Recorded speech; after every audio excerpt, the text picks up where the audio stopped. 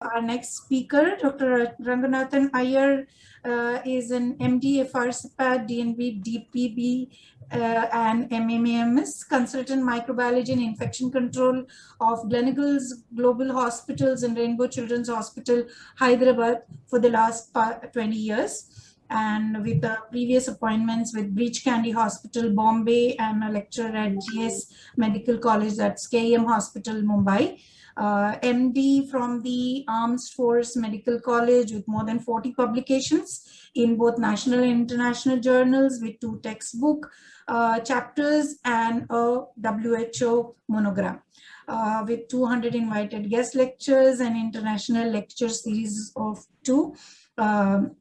He's an associate regional advisor of Southeast Asia, Royal College of Pathologists, UK, and a country lead coordinator and advisor for Royal College of Pathologists, UK. So Dr. Iyer, the screen is yours. If you could share and start your talk. Good evening, everyone. And thank you so much to Kaho, as well as to Dr. Shankar Sengupta, Ashwini Sengupta, and to the entire team for thinking it appropriate having me over, talk to you on the microbiology of body fluids. Now, these are the type of body fluids that normally come to us in the lab. Ascitic fluid, pleural, pericardial fluid, sometimes from our cardiac patients, particularly the transplant ones. CSFs, plenty of them. Particularly at the Rainbow Children's Hospital, we get CSFs from meningitis, CSFs from ventriculitis, we get CSFs from device-related infections and encephalitis. And the encephalitis ones are the worst because they hardly give you any few lymphocytes on smear, and you don't grow anything out of them.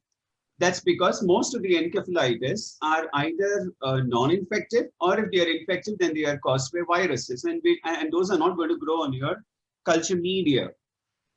So I'm really sorry if Dr. Puranik is still around. Otherwise, I would have had to stand here and answer all his questions as a very junior microbiologist in front of him. And of course, we do get our share of synovial fluids, both in children as well as in adults. And there are many other sterile body sites. Now, one of them is a dubious one, and that's amniotic fluid. Amniotic fluid per se is supposed to be a sterile site. But if you have leaking membranes in a woman who has already gone into labor, the vaginal flora will obviously is going to mix with the amniotic fluid, and then it's no longer a fluid from a sterile site. So even if there is no clinical chorioamnionitis, you still are at a chance of getting mixed flora. And we land up with some 2-3 types of organisms, both on smear and cultures, and we really don't know where we are getting at. So this is what we see on most of our cultures. There are a few other ones like pigtails and drain fluids and ultrasound guided and CT guided aspirates and so on. But then I thought I would just sort of narrow myself onto these. If there are any questions on those, I would be happy to try and answer them. Now, these are some of the general points that you consider when you're thinking in terms of infection and a body fluid. If you isolate an organism from a sterile body site, it's considered significant. But then if you isolate any organism from any body site, is that going to be clinically significant? A big question mark. And one is left thinking. That's a point to ponder. It could be, if you don't culture an organism, if you don't isolate an organism in time and bring it out with an antimicrobial susceptibility testing result, it could be life-threatening, and therefore it definitely deserves immediate attention.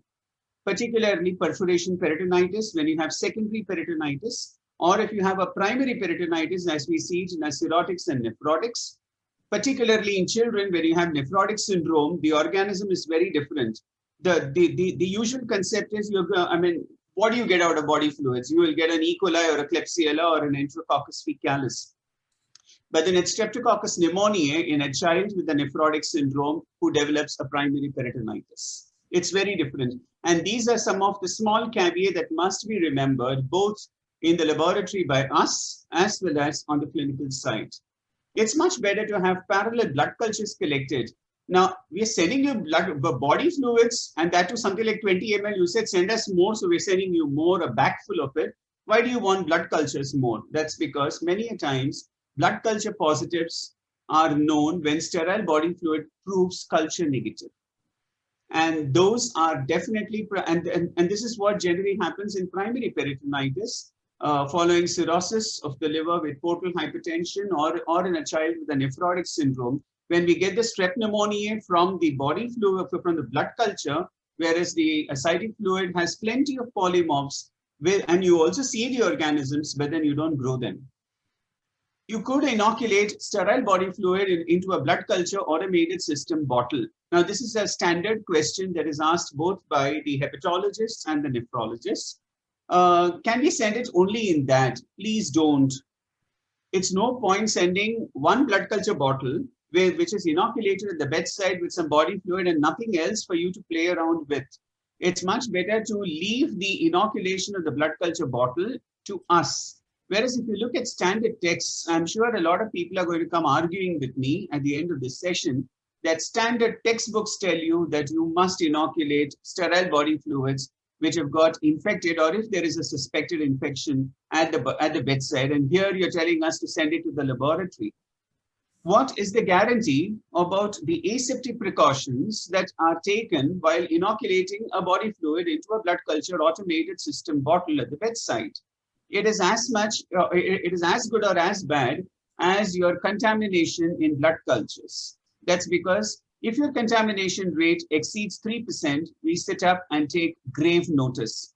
The same thing holds good for body fluids. If the contamination rate in a particular hospital for blood cultures is 5 to 10%, you can expect the same amount of contamination rate when blood culture bottles are inoculated with body fluids without sending a separate set of body fluids in a sterile container to the laboratory. Less than 15 to 20% of the blood cultures of the body fluids that are sent to the laboratory would be culture positive. So then, do we culture them? Why do you want us to send us when you give us a growth in only about 15 to 20%, and the rest of the times you are a no growth department, you're an NG department. But the answer to this lies in, are we actually looking at a true infection, or could it be a non-infective pathology? This is never thought of. Is it a check culture to ensure complete eradication of organisms after treatment? Many a times, after a set of antibiotics is given, there is a check culture that is sent. That obviously is expected to be negative, but then we take it as another body fluid that has come into the lab without recourse to clinical information. So clinical information is extremely important while sorting out this jargon. If the body fluid is turbid and shows plenty of pustules with and without organisms, and believe me, this can happen once too often. You just see sheets of polymorphonuclear leukocytes, but there are no organisms. So therefore, it brings down the sensitivity of the gram stain to, I've been generous giving it 30%. Most of the times you'll find the sensitivity of the gram stain to be less than 20%. Cultures can be improved upon, and we do get good yields if an effort is made in the laboratory by people and folks. And how do we do that? You can inoculate into a blood culture bottle in the laboratory under all aseptic precautions, so that if something goes wrong and you get a contaminant, you are responsible and you don't hold clinical departments responsible. You could do a water lysis. All these water lysis, the use of surface anionic reagents like Tween 80 and Triton X, they are all basically attempts at popping off the polymorphs. That's because this you can see on smear. If you find organisms inside a polymorph, that's not going to grow unless you pop the polymorph, release the organisms, and allow them to grow. And how do you do that? By using sterile distilled water, Tween 80 incorporated agar, this is the medium where you put in Tween 80 into a blood agar, or you treat the specimen with Triton X and then plate them out. And direct centrifugation with explant into culture plates from the sediment is another method. Now why are we doing all these things? It's very important to patient care. We are not trying to sort out problems of the floor, the wall, and the ceiling, but definitely of live human beings who are ill and sick. Concentration methods reduce the time to positivity and increase the yield of organisms, definitely. Microbiological diagnosis. again, I'm being generous in saying we can extend up to 3 days, but then actually it needs to go out in 24 hours in at least 75% of the cases. I mean, if I ask everyone on the screen to touch our hearts and say, what is our actual culture positivity rate? It will not cross 20%. Make all attempts to hasten cultures because that increases the diagnostic yield of organisms. Now, this is something which we thought we would take it up in our analysis of CAPD fluids. We tried doing this and we found that just simple sterile distilled water, popping of polymorphs, release of intracellular organisms, combined with tween AT and Triton X brought the culture positivity to a good 73% from 20%. So it is possible if one makes an effort. These are some of the problems in interpretation, and I think that's my last slide, yes. If there are no organisms on smear, but your cultures come positive, then what are your organisms? That's very important. On the one hand, you could have E. coli, Klebsiella, Entrophicalis, and Candida species. Go back to the smear and ensure that it truly does not reveal any organisms, and you have not been hasty enough in just sort of screening it, tuck, tuck, tuck, and throwing it off and saying no organisms, plenty of polymorphs. You get no organisms on smear, but cultures are positive. The other round, and here you get Burkholderia capacia, Elizabeth Kingi meningoseptica, Pseudomonas aeruginosa, and non-aeruginosa Pseudomonas, which we find quite a lot. Staph aureus and coagulase negative staph. Go back to the smear, but this time it is not to ensure that you have not missed something. It is to make sure of the cellularity. If the cells are there, and the fact that the organisms are truly not there. If you do find slender gram-negative bacilli in the midst of plenty of polymorphs, you could still be dealing with Pseudomonas or a Burkholderia capacia or an Elizabeth Kingi meningoseptica. Mind you, the treatment modalities for each of these would be different. If it is a Pseudomonas and a carbapenemase producer, you have to treat with a combination of Mero plus colistin. If it's Burkholderia capacia, most of the times we resort to either meropenem or ceftazidime.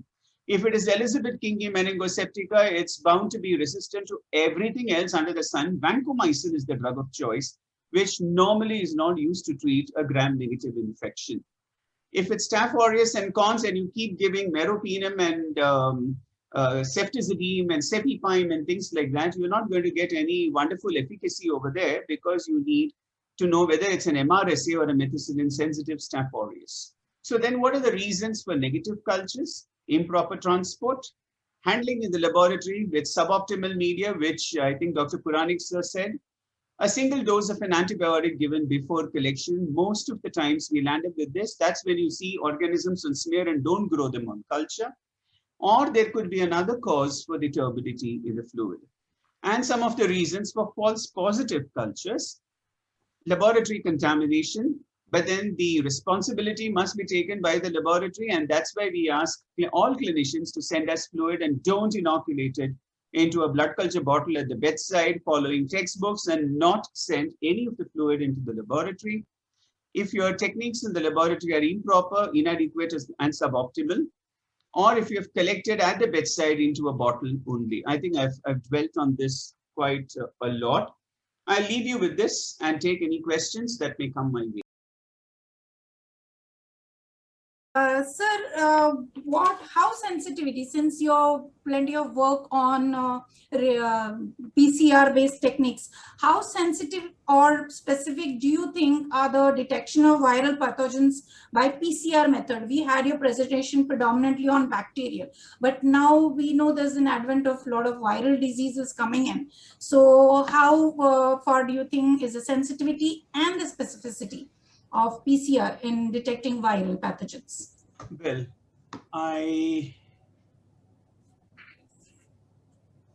instead of giving you a straight answer of sensitivity and specificity, isn't it easier to think the other way around?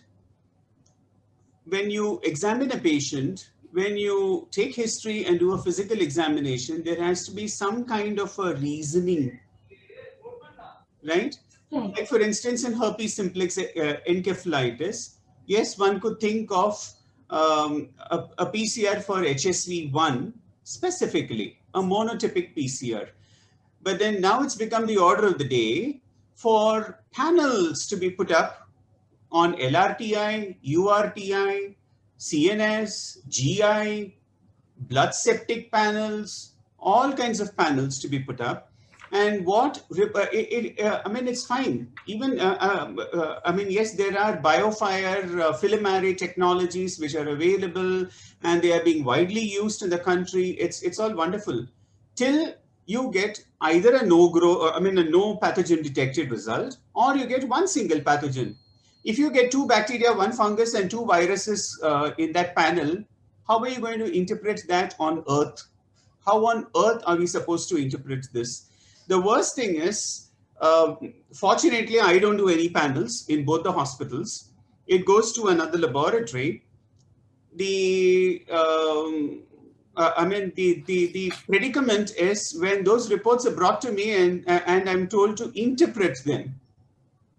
It's impossible to interpret when you have 2 bacteria, 1 fungus and 2 viruses, all of them amplified in it. It's obvious that you are dealing with contaminants from the lab, from the processing unit, from the body fluid collected at the time of collection, during transport, all kinds of problems exist. So it is, yes, sensitivities are very, very high. Every manufacturer, every laboratory will tell you that our panel, multiplex PCR panel, sensitivities are to the tune of 99%, 95%. The specificity is 100% always. But then in reality, the specificities fail. The sensitivities are very high, no doubt on that. But then probably the negative predictive value works much better than a positive predictive value. This is how I would answer it. A lot of it depends upon, you'll have to go back to the patient, you'll have to go back to history taking, and you'll have to go back to clinical details of a case before you try interpreting it. That's where the problem lies. Interpretation of a multiplex PCR report. I guess we know that PCR is a very sensitive, but then about specificity, like you said, I guess we have our doubts regarding the 100%. Specificity of the technique. Thank you for that. About synovial fluid, how useful it is in managing your patients, and what are your expectations about that? Bloody synovial fluids interfering with analysis, we have no problems. So Dr. Lalit Dugal, you can give us any number of blood contaminated synovial fluids. Microbiology just doesn't bother. we can grow organisms irrespective of the blood being present or not present. The most important thing which microbiology labs must remember is to keep holding on cultures for a good 15 days. You do get slow growing organisms, particularly the small colony variants of staph are very important causative agents of septic arthritis. And that gets missed out if you keep throwing your cultures as well as your specimen in 48 hours. Just to give out rapid culture reports to people, I think some amount of patience needs to be done. This is one of the fluids where one could definitely do a PCR for Staphylococcus or the bacterial pathogens. It might give you some clue, particularly in culture negative fluids. But then we have had fairly good isolations in septic arthritis. Thank you, sir. That was a very valuable input. I think for many of our pathologists, I think microbiologists don't have a problem with RBCs, but yes, we pathologists definitely don't like RBCs coming into our fluids. It does interfere with our interpretation. Synovial fluid can be used in Bactec blood culture bottle or not? Please leave it to the microbiology laboratory to decide on that. What's your suggestion?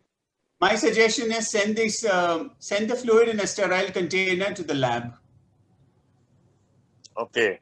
Do not inoculate anything at the bedside because almost 40% of the times we'll end up with contamination. So sending them in a sterile container is what you suggest, sir? Yes, yes.